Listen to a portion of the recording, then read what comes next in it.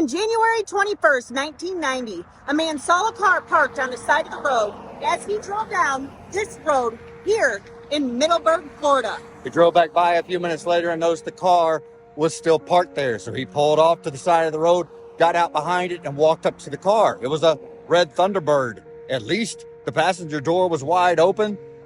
The window was down on the driver's side, but no one was in the car. The engine was running. The lights were on. He thought it was very strange. So he went to the closest store and he called the police. It was a small town back then, a small police department. It took him about an hour for the first officer to arrive. It took him a little longer to figure out who was driving that car that morning. Turns out it was 26-year-old Teryl Orcutt.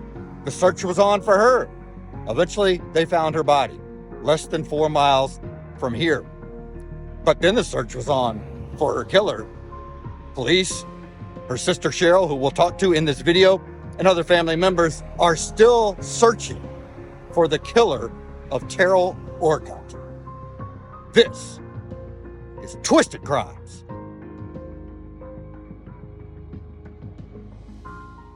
Cheryl Turner was 11 years old when her sister Teryl was born. Despite the age gap, Cheryl said the two of them were very close. I saw her as a mother. When she was born, she was my doll. So she went everywhere with me. Cheryl said her motherly role grew stronger after their parents got divorced. Well, my mom was the youngest part of my life. She was a stay-at-home mom. And her and my dad divorced, and she went to work, and I was the stay-at-home mom. Oh, okay. I took care of my big brother and sister.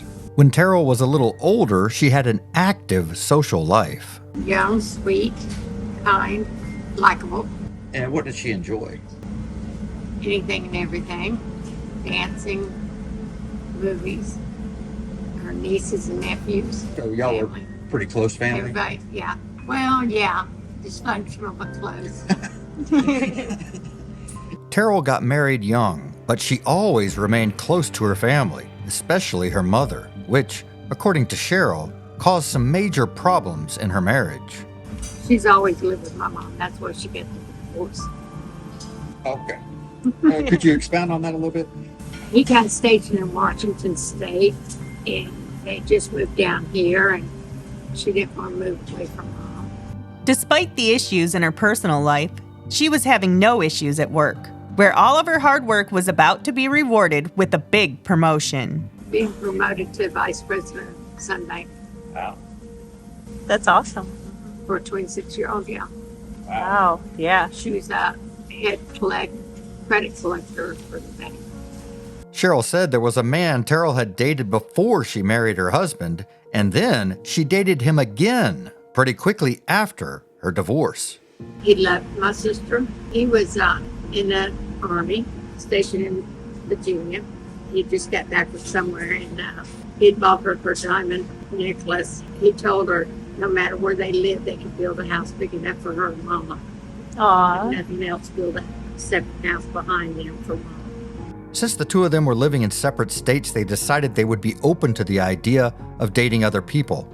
And when Teryl met a man by the name of Mike Mayland in the Jacksonville area, she agreed to go on a date with him. He worked for a repossession company and supposedly private detective.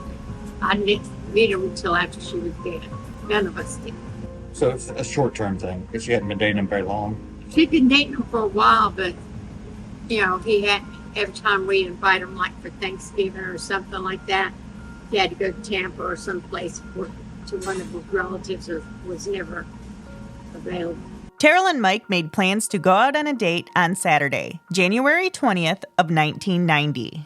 Teryl lived here with her mom at the time on the west side of Jacksonville, and she already had told her mom that she might end up spending the night with Mike that evening. Mom had told her the night before, well, if you want to stay all night, it'd be okay, because normally she'd be in about 2 or 3 if they went out to eat or dancing or whatever.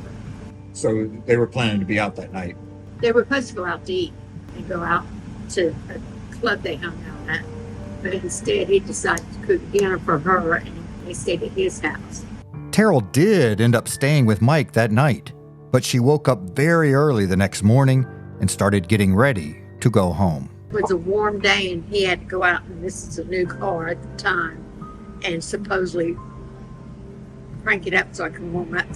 That's Mike. That's what Mike said. So Mike's story is he gets up with her at 4 a.m. While she's putting on her makeup, he goes out to crank up her car for her so it'd be warm. But Cheryl said at least part of Mike's story was a lie. He said she was putting on her makeup, and she wasn't. She didn't have none with her. After leaving Mike's house, Teryl apparently took a left turn onto Highway 23 heading south, eventually making her way through Middleburg and then turning west onto County Road 218. It was a quiet, dark, desolate road at the time. The decision Teryl made to go that way still makes no sense to Cheryl to this day. She's scared of the dark, Right. of driving in the dark. She would not have come up to it, landing up 218. 218 was a dark road back then. Back then, it was just a small 2-lane road. Mm-hmm. If a log truck came by, you had to get over towards the edge of the road. Even if we disregard the fact that County Road 218 was dark and deserted, especially at 4:30 in the morning, Cheryl said the route she assumed Teryl would have taken is actually a shorter drive than the one Teryl chose to take. Eventually, Teryl's car ended up on the side of County Road 218, where a man drove past it in the early morning hours of January 21st, 1990. According to the police report, written by Deputy Rocky Howell at 8 o'clock that morning, quote, "This officer was dispatched to the Jiffy store located on State Road 21 at County Road 218 West. Upon arrival, I was contacted by the complainant. The complainant advised he was on his way to the Jiffy store when he passed the victim's vehicle sitting on the side of the road with no one around and headlights on," end quote. Although for some reason not included in the police report we received from the Clay County Sheriff's Office, the Down and Away podcast did obtain the remainder of the police report, which stated, quote, "The complainant drove past the vehicle and went on to the Jiffy store. Upon leaving the store to return, he came upon that vehicle again, still sitting on the side of the road. The complainant stopped to see if he could help. He discovered the vehicle unlocked, windows down, engine running, headlights on, and the victim's purse in the front seat. The vehicle was abandoned. The complainant looked around and called out for someone, but no one came. The complainant removed the victim's purse and secured the vehicle," end quote. The police report is not clear on what the man did in regards to securing the vehicle, but for sure he did mess up the crime scene since he clearly got into the car. He may have rolled up one or both of the windows. He did grab Teryl's purse, and he turned her car off. The police report does not state what condition the car was in when the officer arrived. It never mentions how the purse ended up back inside the car, and it never states who all was allowed to get into the vehicle that morning. Cheryl said the police also did not secure the area at all, which led to even more problems with the crime scene. You're going to let a New Beach cop, and I don't blame it on him, that went up to her car, let all these country people, rednecks, whatever you want to call them, pull over behind a car and in front of the car. Whatever car tracks were there, they're gone. Cheryl said police placed Teryl's purse back into the car, and then they allowed her mom to get into the car. He let my mom open the door and go in and get her purse off the dash, where he set it up on the dash. It was sitting on the seat, and he set it up on the dash. Wow. Because she wanted a cigarette. So you've got this man who got into the car, then apparently an officer got into the car and placed the purse back into the car for some reason. And a bunch of people are parking near the car and wandering around the crime scene. Obviously, all of these issues at the start of the investigation were a big problem. On top of that, there's this poorly written police report, written by a cop who was, according to Cheryl, new to police work at the time. The report left out a ton of information that would have been helpful to know. Plus, Deputy Howell apparently left the scene and walked to houses in the area to interview potential witnesses before finally calling Detective Jerry Bay to the scene at 10 a.m. According to Detective Bay's report, also obtained by the Down and Away podcast, Detective Howell stopped by a house about 50 feet down the road west of where Teryl's car was found. That house has since been torn down. The report states the couple who lived in the house heard tires screeching around 5:30 that morning. Then they heard a female voice yell, "I didn't do anything! I didn't do anything!" The man said he got up and ran to the door. When he got outside, quote, he saw what appeared to be a white top to a vehicle with the inside light on speed away. He thought it was a station wagon or Trooper 2 truck due to the fact that he could see its top over the high grass and bushes between his house and the road. End quote. A Trooper 2 was a type of Isuzu that is no longer in production. The couple said they did not see or hear anything else, so they went back to bed. Deputy Howell also spoke to a man who did a paper route at the time who had left his house at 1:30 that morning.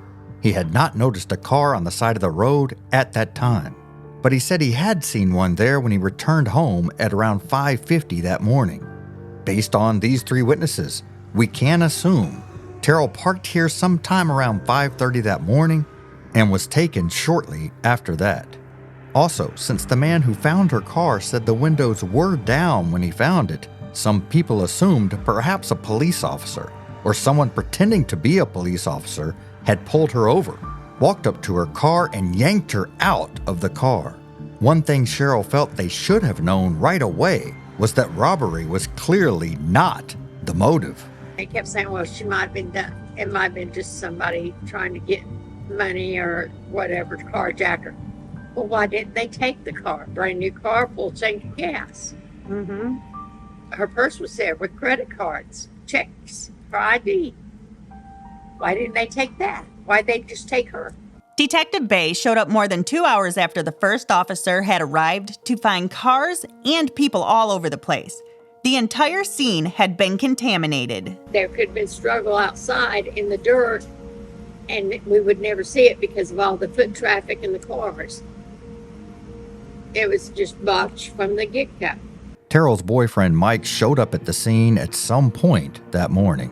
That's the first time you That's met the Mike. first time I met Mike. Supposedly he's walking up 218 on the road looking for things, and he finds pieces of her glasses After y'all already left. after everybody's left with the cops. I mean, we didn't see him, Right. and we walked up and down that road looking at seeing if we could find something, anything. We was just hoping for something. Because at the time we didn't know what was going on. So he supposedly has a much better eye than y'all did for this stuff. Yeah, I guess.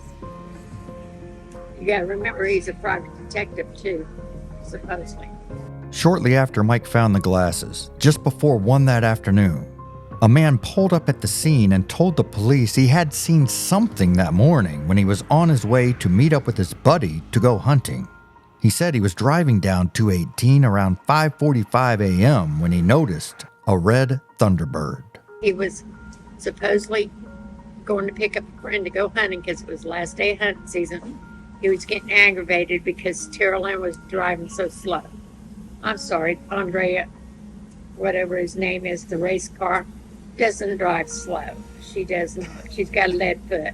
Especially at dark. She's wanting to get home. She only had like 8 miles to go before she'd be in a safe area where she could turn off that road. So don't, He went by. He said as he passed her, he looked over and he saw a man. It looked like a blonde man with glasses on, driving the car, but he didn't see nobody else. According to the Down and Away podcast, the hunter also told police he saw a car pull over right at the spot where it was found, and that there were no other cars in the area at the time. Police took this man seriously right away, because his story lined up perfectly with the time the witness had given for when Teryl was probably kidnapped.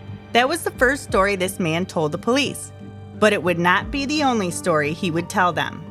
At that point, a massive search began for Teryl. Cheryl said there were people on horseback, in trucks, and riding ATVs searching for Teryl. We had about 100 cars in our lot and the neighbor's empty lot next door. Every day going out looking for my baby sister, they would plot out where they're looking. January 28, 1990 was Super Bowl Sunday.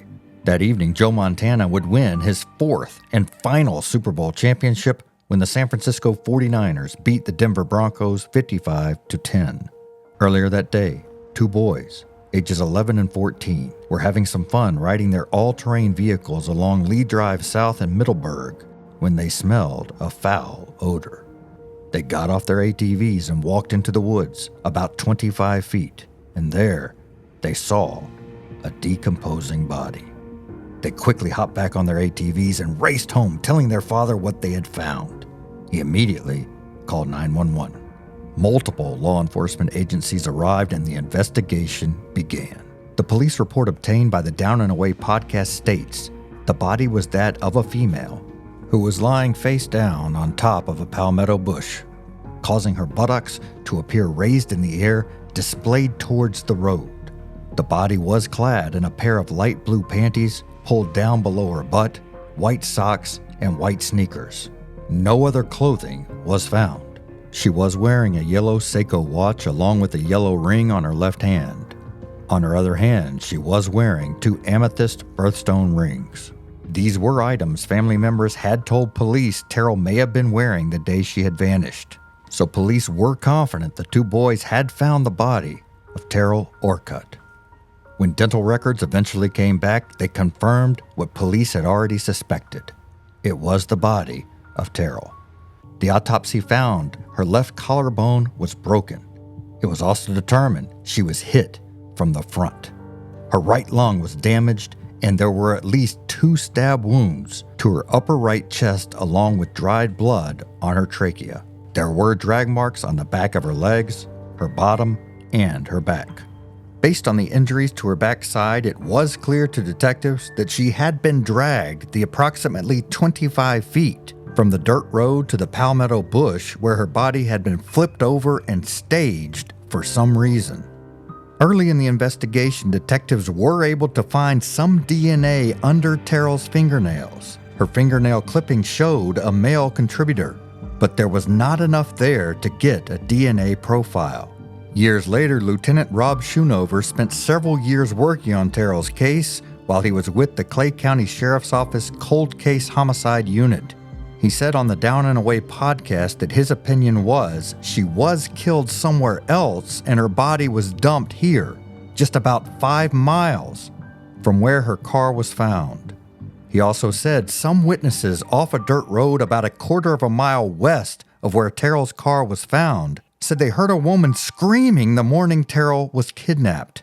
So perhaps that was where she was killed. Schoonover sent off everything that was found at the scene, including Teryl's underwear, socks, and shoes, and had DNA testing done on those items. Unfortunately, they could not develop a DNA profile off of those items. Since women are more likely to be killed by an intimate partner than by anyone else, detectives began their investigation by looking into her boyfriend, Mike Mayland. Teryl's sisters took things into their own hands and also began their own investigation of Mike. Now, your sister mentioned that she actually kind of broke into his house. Yes, we did. Oh, you went with her? Okay. Now, how did y'all manage to get in there? Where was Mike? He's with Meryl's husband and my baby brother. So y'all kind of set the whole thing up? Yeah. Wow. When they got inside, they noticed Mike was making a lot of changes to his house. New carpet, freshly painted. His bathroom had no toilet, no sink, no tub, no nothing like that in there. This is a house less than 5 years old. He's remodeling it to put sunroof in. There was no dog in the house. That whole week he'd been in our house without the dog.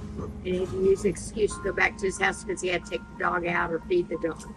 But we didn't find no mess from the dog. And the dog wasn't with him that night. So he's got new paint, new carpet.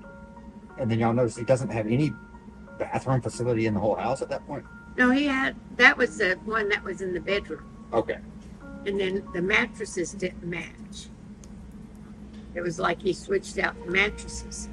Police also began looking into the witness who said he was going to meet his buddy to go hunting the morning Teryl was abducted. When they spoke to his buddy's wife, they found out the hunter hadn't shown up on time that morning to pick up his buddy. The last story we got was from his hunter friend's wife. He was late picking him up. He was supposed to be there like 5 o'clock, 5:30. He didn't get there until 7. And his friend almost gave up going out, and then he pulled up in the yard. So this man first told the police he saw a Thunderbird driving slowly down the road, and then it pulled over with no one else around. As he drove past, he saw a blonde man with glasses on and no one else in the car. Then he kept driving and met up with his buddy. However, now police know there was a large gap between the time this man drove past Teryl's car to the point where he ended up at his buddy's house. When detectives mentioned this issue to the man, he suddenly changed his story. According to the Down and Away podcast, he said he saw Teryl's car on the side of the road and he stopped. This time, though, he said it was a woman in the car instead of the blonde man he had talked about earlier.